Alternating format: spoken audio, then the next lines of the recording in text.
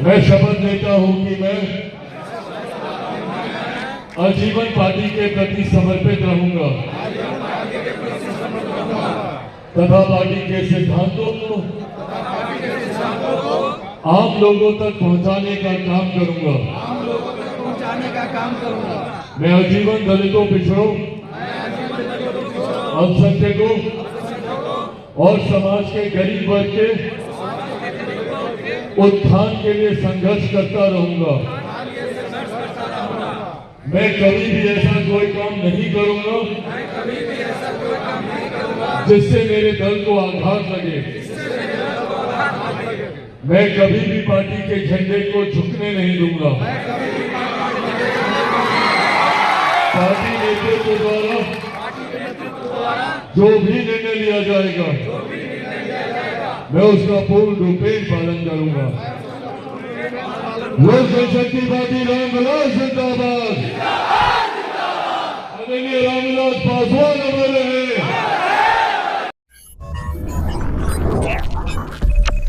तो बटे आपस में हम लोग एक दूसरे का विरोध करें और जो अंग्रेजों के जमाने की नीति चलती थी, डिवाइड एंड रूल, बांटो और शासन करो, उस नीति पर कई ऐसे राजनीतिक दल हैं जो कार्य करने का प्रयास करें और हम लोगों को बांटकर अपनी राजनीतिक रोटियां सेकने का काम करें।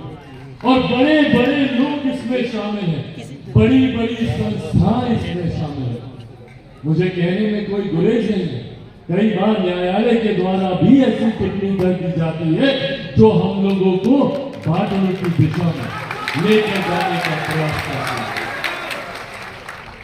साथियों, आज इस कार्यक्रम के माध्यम से यह आग्रह करने आया हूं आप लोगों से कि समाज में एकजुटता का होना बहुत जरूरी है। हम लोगों को जाति से उठकर जमात की बात करने की जरूरत है और जब तक हम लोग पूरी जमात की बात नहीं करेंगे, लोग षड्यंत्र रचकर हम लोगों को एक दूसरे से बांटते रहेंगे और जब हम ही लोगों में एकता नहीं रहेगी तो फिर काहे के हमारे हक, काहे का हमारा अधिकार, उसको चुटकी बजाते ये लोग छीनने का काम करें।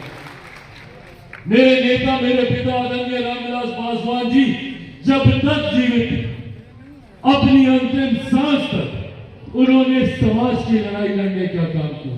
उन्होंने किसी जाति की लड़ाई लड़ने का काम नहीं किया, पूरी जमात को उन्होंने एक साथ लेकर आगे बढ़ने का उन्होंने काम किया।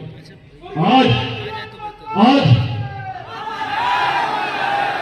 कई ऐसे राजनीतिक दल हैं जो बड़े बड़े हमारे आदर्श, हमारे नेताओं के ठेकेदार बनने का प्रयास कर रहे। डॉक्टर बाबा साहेब भीमराव अम्बेडकर जी, जिनको कई राजनीतिक दलों ने जो दशकों तक आजादी के बाद सत्ता में रहने का काम किया, उन्होंने कभी बाबा साहेब को पूछना तक जरूरी नहीं समझा। आज अपने राजनीतिक लाभ की दृष्टि से, अपने राजनीतिक लालच की सोच से आज बाबा साहेब का नाम लेते ये लोग नहीं सकते। मैं पूछना चाहता हूं कांग्रेस जैसी पार्टियों से जो आज डॉक्टर बाबा साहेब भीमराव अम्बेडकर, अनुसूचित जाति, दलितों की बात करते ये लोग नहीं थक रहे, तो भैया क्यों डॉक्टर बाबा साहेब भीमराव अम्बेडकर जी की एक तस्वीर तक इन्होंने भारत की संसद में लगाना जरूरी नहीं समझा? 47 में भारत आजाद हुआ और 89 तक डॉक्टर बाबा साहेब भीमराव अम्बेडकर जी की एक प्रतिमा तक, एक तस्वीर तक भारत की संसद में नहीं थी। आज मैं तीसरी बार का सांसद हूं। जिस संविधान की शपथ खाकर मैं उस संसद में जाता हूं, उसी संविधान के रचयिता, उसी संविधान के निर्माता की तस्वीर तक भारत की संसद में नहीं हो, इसकी मैं कल्पना भी नहीं कर सकता। पर यह हकीकत रहा। एक परिवार के 3 सदस्यों की, 3 पीढ़ी की कांग्रेस पार्टी से आने वाले उनके नेताओं के 3 पीढ़ियों की तस्वीर पार्लियामेंट के सेंट्रल हॉल में लगी हुई थी। पर डॉक्टर बाबा साहेब भीमराव अम्बेडकर, जिन्होंने हमारे संविधान को बनाने का काम किया, जिन्होंने हम लोगों को हक, अधिकार, संवैधानिक अधिकार दिलाने का काम किया, उनकी तस्वीर भी नहीं। और ये लोग बात करेंगे, ये लोग बात करेंगे दलितों को, ये लोग बात करेंगे अनुसूचित जाति की, ये लोग बात करेंगे हम लोग के हक अधिकार सम्मान दिलाने की। जिन लोगों ने हमारे नेता बाबा साहेब तक को सम्मान मंच तक उन्होंने हम लोग को लाकर खड़ा किया, जहां पर हम लोग अपनी आवाज को बुलंद कर सकते। नहीं तो याद कीजिए, समय का एक कालखंड वैसा भी था, एक दौर ऐसा भी था जब अनुसूचित जाति से आने वाले लोगों को गांव से बाहर रखा जाता था, उनकी कमर पर झाड़ू बांधा जाता था, गले में घंटी लगाई जाती थी कि अगर गांव में ये लोग आए तो खिड़की दरवाजे बंद कर लें। छूना तो बहुत दूर की बात है, देखना तक पाप माना जाता है। उस परिस्थितियों से जूझते हुए हमारे नेता, हमारे पूर्वज हम लोग को यहां तक लेकर आए, पर अब इसको एक अंतिम पड़ाव तक हम लोगों को लेकर जाना है। आज भी अफसोस इस बात का होता है कि ये भेदभाव गाहे बगाहे आज भी हम लोग को अनुभव करना पड़ता है। गांव की परिस्थितियां तो भूल ही जाए, जिसमें हम लोग को आए दिन ऐसी भेदभाव वाली सोच का सामना करना पड़ता है। बड़े स्तर कई ऐसे मुख्यमंत्री उदाहरण रहे हैं, हम लोगों के राज्य के भी मुख्यमंत्री नहीं, जिन्होंने मंदिर में प्रवेश किया तो उस मंदिर को गंगा जल से धुलवाने का काम किया। आज भी हम लोगों को ऐसे उदाहरण मिलते हैं कि एक आईपीएस ऑफिसर अपनी बारात निकालने के लिए सुरक्षा की मांग करते हैं। आज भी समाज में ऐसे उदाहरण हैं जहां पर एक दलित युवक को घोड़ी पे चढ़ने से रोका जाता है, एक दलित परिवार को मंदिर में जाने से रोका जाता है। आज भी हम लोग उस भेदभाव का शिकार हो, और उसके बाद समाज में कुछ लोग हम लोगों को बांटने की बात करते हैं। बात की जाती है क्रीमी लेयर को लाने की, बात की जाती है हम लोगों को जातियों में बांटने की, जबकि आज की तारीख में भी पहले तो हम लोग को ये बात समझनी जरूरी है कि क्या है अनुसूचित जाति, कौन है अनुसूचित जाति में आने वाले लोग। कई बार कुछ लोग जो टिप्पणी कर देते हैं कि इनको क्रीमी लेयर में ले आना चाहिए। हम लोगों के साथ भेदभाव का आधार शैक्षणिक या आर्थिक नहीं रहा, ये समझने की जरूरत है हम लोग। और कुछ लोग जो नए नए आए हैं, जिनको ये समझ में नहीं आता कि हम लोग किस संघर्ष के दौर से गुजरे हैं, ये उन लोगों को जानने की जरूरत है कि कौन है ये अनुसूचित जाति के लोग, क्या है ये शेड्यूल कास्ट। ये वो जातियां हैं जिनको संविधान में शेड्यूल किया गया, जिनको लिस्ट किया गया, जिनके नाम लिखे गए इन जातियों के हमारे संविधान में, जो कभी ना कभी समय के किसी न किसी दौर में छुआछूत का शिकार रहे, अनटचेबिलिटी का शिकार रहे, जिनको देखना छूना पाप माना जाता है। उन जातियों को चिन्हित कर हमारे संविधान में अंकित किया गया और इन जातियों को अनुसूचित जाति कहलाया। इसी तरीके से अनुसूचित जनजाति भी है, जिनमें ऐसी जातियों के नाम को जोड़ा गया जिनकी वेशभूषा, बोलचाल, रहन सहन जनजातीय ट्राइबल कैरेक्टरिस्टिक जिनके रहे, जिनके अलग बोलना, अलग रहना, अलग परंपराएं, अलग भाषाएं रही हो, उनको जनजाति में उनको डाला गया। पर जिनको अनुसूचित जाति में डाला गया, उनका आधार सिर्फ और सिर्फ छुआछूत रहा, अनटचेबिलिटी रही। तो जो लोग कभी ना कभी क्रीमी लेयर का जिक्र करते हैं, वो लोग बताए ना कि अनुसूचित जाति में कौन सी ऐसी जाति है जो आज की तारीख में भी छुआछूत की शिकार नहीं होती हो। कौन सी ऐसी जाति है जो आज कहीं पर भी चली जाए और उसको समानता का अधिकार मिलता हो, कितने भी सक्षम हो। शिक्षा की बात करें तो बाबा साहब से पढ़ा लिखा और कौन, कितनी डिग्रियां जिनके पास, नाम लेते लेते पढ़ना खत्म हो जाता, उसके बावजूद भी ये भेदभाव उनके साथ हो। और आज भी अगर आप सामाजिक तौर पर बोले तो एक मुख्यमंत्री का पद से बड़ा और कौन सा पद, अगर तब उनके साथ भेदभाव हो, तो ये दर्शाता है कि आज भी कुछ ऐसे लोग हैं जिनकी मानसिकता समाज में भेदभाव की, और जब तक इस सोच को पूर्ण रूप में कोई समाप्त नहीं करता, तब तक जो लोग ये बात करते हैं, इस सोच तक का हम लोगों को मजबूती से विरोध करने की जरूरत है, जो हम लोगों में बंटवारे की भावना लेकर आने का प्रयास करते हैं। और आज यही आग्रह करने आप लोगों के बीच आया है।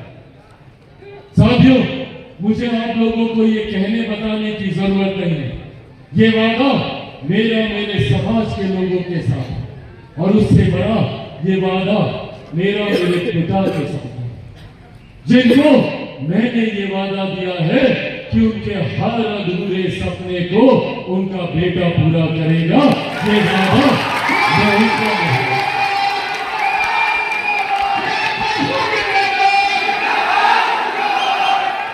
और उनके सपनों में सबसे बड़ा सपना यही है कि कैसे हमारे समाज के लोगों को देश में बराबरी का हक, अधिकार बिना किसी भेदभाव की भावना के साथ वो सर उठाकर गर्व से आंख में आंख मिलाकर दुनिया का सामना कर सके। इस दिशा में हम लोगों को आगे बढ़ने की जरूरत है, और वो सोच हम ही से शुरू हुई।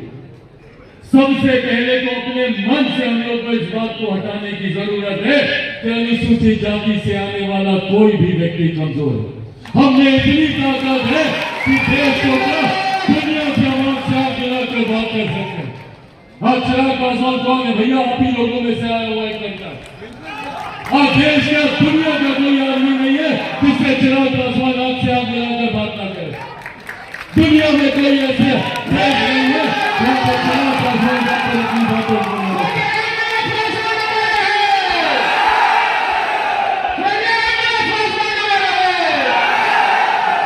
साथियों, लोग हैं जो इस सोच का बदला चिराग पासवान को समाप्त कर लेना चाहते हैं, जो नहीं चाहते कि भैया ये लड़का क्यों इतना बोल रहा है, जिनको नहीं पसंद आता कि ये अपने समाज का हाथ पकड़कर क्यों आगे लेकर जा रहा है, जिनको नहीं पसंद आता कि अपने पिता के जाने के बाद उनकी सोच को क्यों आगे बढ़ाने का काम करे, और वो मानसिकता वाले लोग चिराग पासवान को समाप्त करने का प्रयास करते हैं, चिराग पासवान को तोड़ने का प्रयास करते हैं।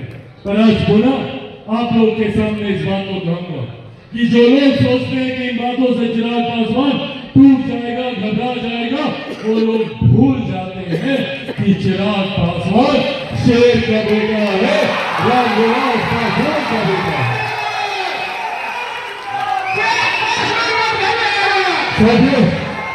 ना टूटने वाला हूँ, ना झुकने वाला हूँ, और डरता तो भैया मैं किसी से नहीं हूँ, जितनी ताकत आसमानी है।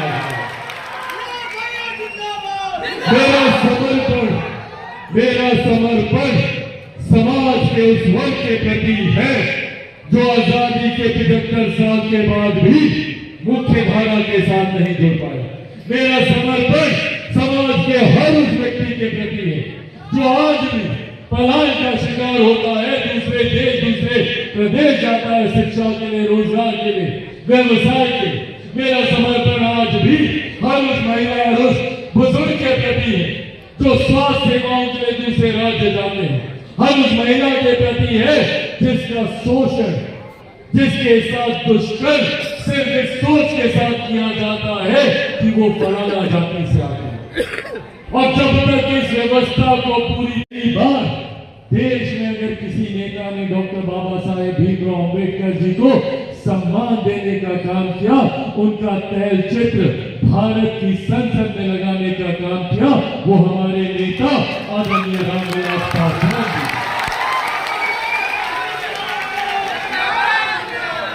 वीपी सिंह जी की वो सरकार 89 में, वीपी सिंह जी की वो सरकार जिसमें पहली बार मेरे पिता आदरणीय रामविलास पासवान जी केंद्र सरकार में मंत्री बने, श्रम एवं कल्याण विभाग की उनको जिम्मेदारी सौंपी गई, और उस वक्त का ये विभाग बहुत बड़ा विभाग होता था। आज इस विभाग को 6-7 छोटे छोटे विभागों में बांट दिया गया। सोशल वेलफेयर मिनिस्ट्री को आज की तारीख में उसमें से बाल महिला ये सब अलग कर दिया गया। उस वक्त ये तमाम मंत्रालय 6-7 मिनिस्ट्रियां मिलकर एक बड़ा मंत्रालय हो। उस वक्त पहली बार हमारे नेता आदरणीय रामविलास पासवान जी की ये देन है कि उन्होंने भारत के सेंट्रल हॉल में और जब उन्होंने इस प्रस्ताव को सामने रखा तो इन्हीं लोगों ने, ये विपक्ष में जो लोग आज बैठे हैं, इन लोगों ने इस बात को कहा कि भैया यहाँ पे जगह नहीं है।